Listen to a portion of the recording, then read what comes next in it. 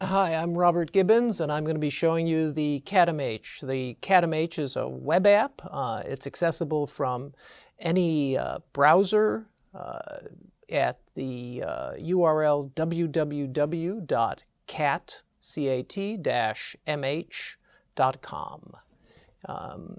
There are numerous ways to administer the CATMH, ranging from creating a test on the fly, which is what I'm going to be illustrating here today, to controlling the administration directly through an electronic health record system, using the API that we have developed to seamlessly integrate the CATMH within the electronic health record, or sending a patient a email with a button that says click here and you can take the test.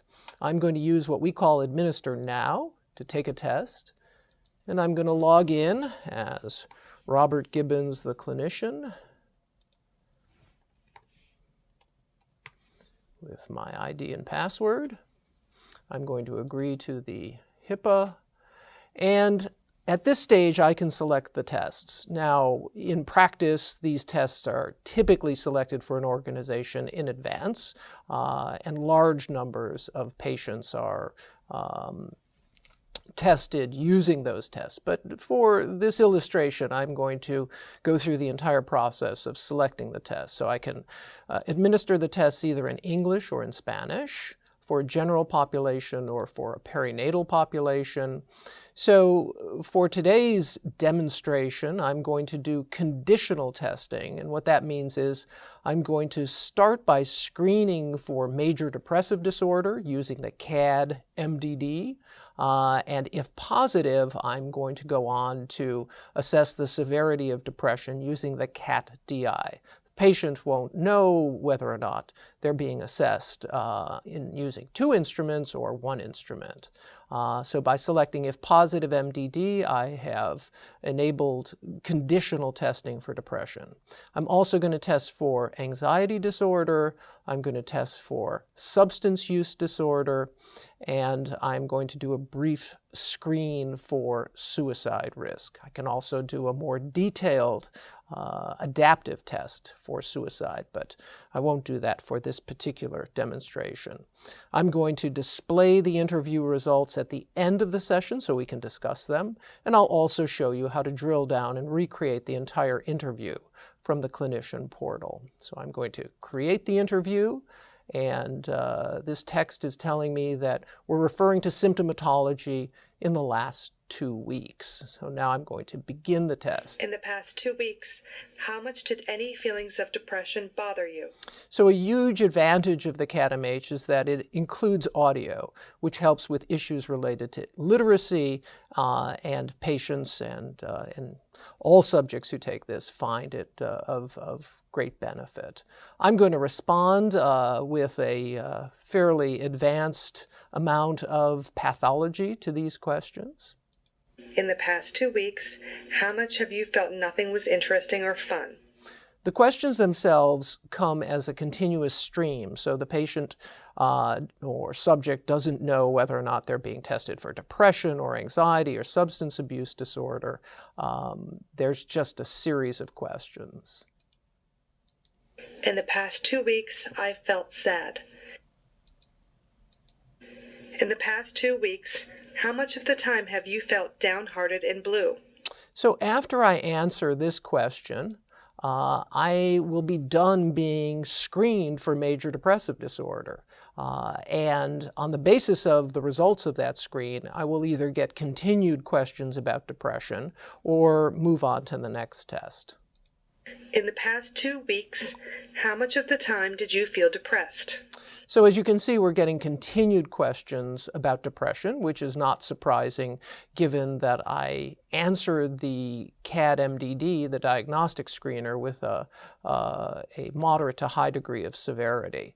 So this jumpstarts the adaptive test for depression, and using the equations that I described in the previous video, we will update our estimates of the severity of depression after each test, compute the uncertainty in that estimate, and then select the next maximally informative item from a very large bank of items. In the past 2 weeks, how much have you been troubled or bothered by psychological or emotional problems? In the past 2 weeks, I felt gloomy. In the past 2 weeks, has feeling depressed interfered with what you usually do? Functional impairment item. In the past 2 weeks, how much of the time have you felt so down in the dumps that nothing could cheer you up? A mood disorder item. In the past 2 weeks, how much have you felt that nothing was enjoyable? Anhedonia item related to suicidality. In the past 2 weeks, have you felt that life wasn't worth living? Because I answered in a fairly severe way to the loss of pleasure item, I now am getting an item about suicide. There are 11 items that can be adaptively administered about suicide above and beyond the individual suicide tests. And this one was just adaptively administered out of the 1,008 items that are in the bank. In the past 2 weeks, I had difficulty concentrating. Exploring the cognitive domain. In the past 2 weeks, how much were you distressed by feeling fearful? Now, the subject doesn't realize it, but we've now moved on to anxiety. So we've completed our work on depression and we're moving into anxiety. In the past 2 weeks, it scared me when I was nervous. In the past 2 weeks, I had sudden feelings of panic. In the past 2 weeks, how much were you distressed by thoughts and images of a frightening nature? In the past 2 weeks, how much were you distressed by your feelings being easily hurt? In the past 2 weeks, how much have you felt confused? In the past 2 weeks, I had trouble sleeping at night. Somatic items like trouble sleeping are found both in depression and anxiety. In the past 2 weeks, how much were you distressed by faintness or dizziness? In the past 2 weeks, did you have trouble falling asleep? How troubled or bothered have you been in the past 30 days by alcohol problems? So as you can see, we've now transitioned from depression through anxiety, and now are looking at substance use disorder. How troubled or bothered have you been in the past 30 days by drug problems? How many days in the past 30 days have you used heroin or methadone? How many days in the past 30 days have you used opiates, analgesics, including painkillers such as morphine, Dilaudid, Demerol, Percocet, Darvon, Talwin, codeine, fentanyl, Oxycontin? How many days in the past 30 days did you drink alcohol, including beer, wine, and liquor? During the past year, have you been preoccupied with drinking alcohol and or using other drugs like marijuana, or with taking medications without a prescription or more than they were prescribed?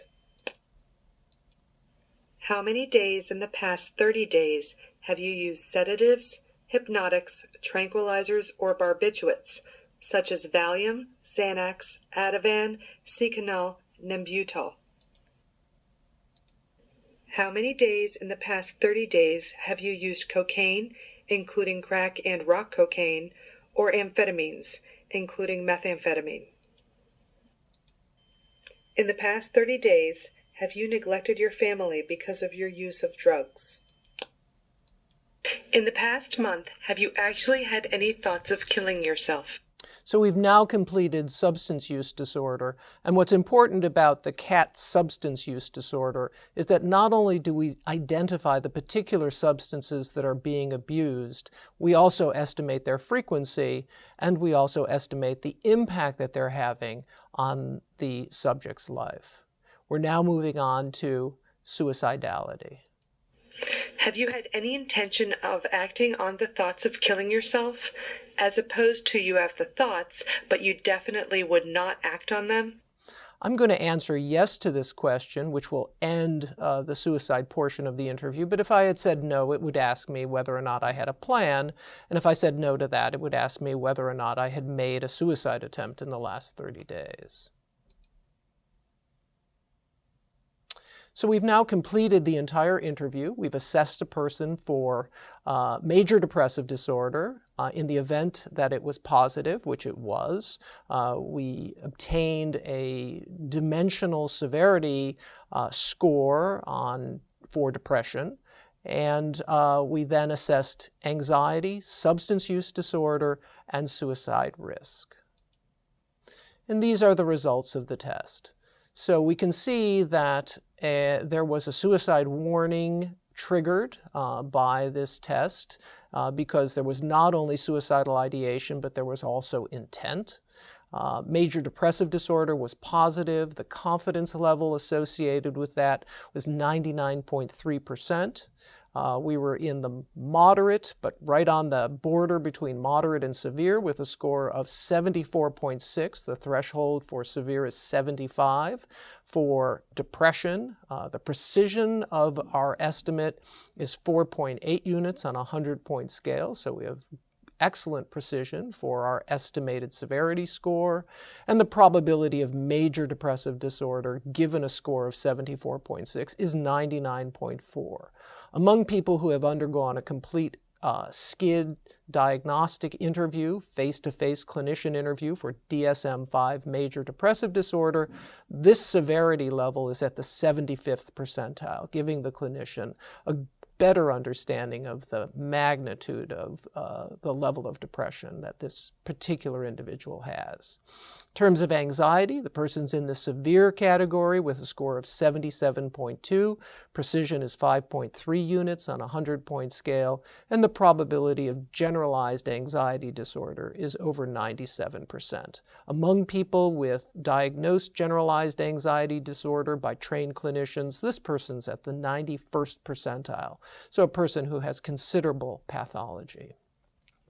Finally, for substance use, we have high risk of substance use disorder with a score of 85.6 on a 100-point scale.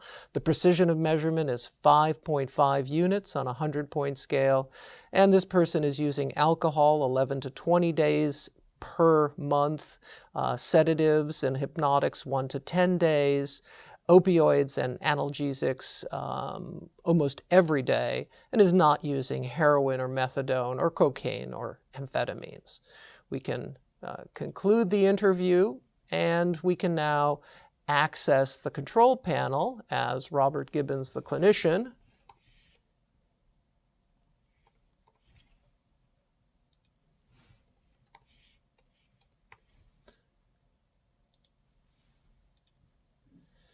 to reconstruct the interview for the patient, Robert Gibbons. Click on the last interview, and this gives us a complete breakdown of the testing that's just been performed. And this testing could have been done in a clinic, at a kiosk, or in the comfort of the patient's own home. Email history, Robert Gibbons was sent an alert due to suicide warning. Let's take a look at that and drill down. And we have the two questions that were asked. In the past month, have you actually had any thoughts of killing yourself? The answer was yes. And the second was, did you have any intention of acting on these thoughts? And the answer was yes. That generated a suicide warning. How long did it take to answer these questions?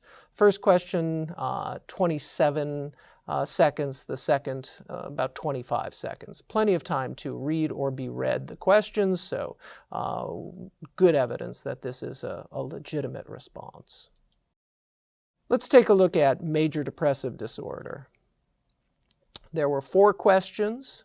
What were they? In the past 2 weeks, how much did feelings of depression bother you? Often.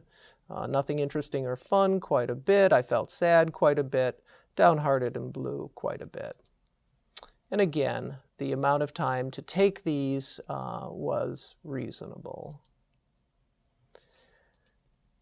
This is the depression inventory. And we can, of course, reconstruct the entire interview as I've shown you before, seeing how the patient answered each one of the individual questions, and go through and reconstruct the entire interview.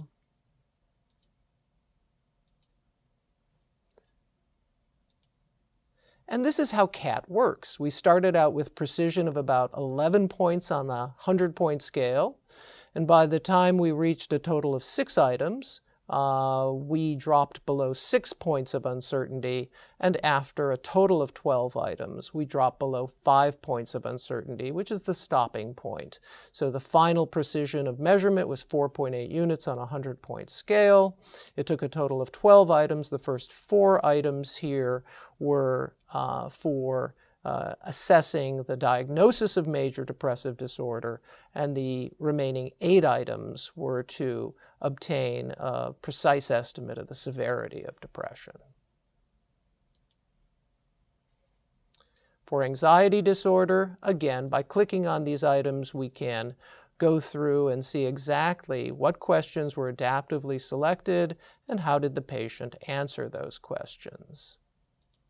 And again, we started with 12 points of imprecision and ended up with 5 points of precision on a 100-point scale. Final score, 77.2, and as you can see, it wasn't changing after the 9th and 10th items were administered.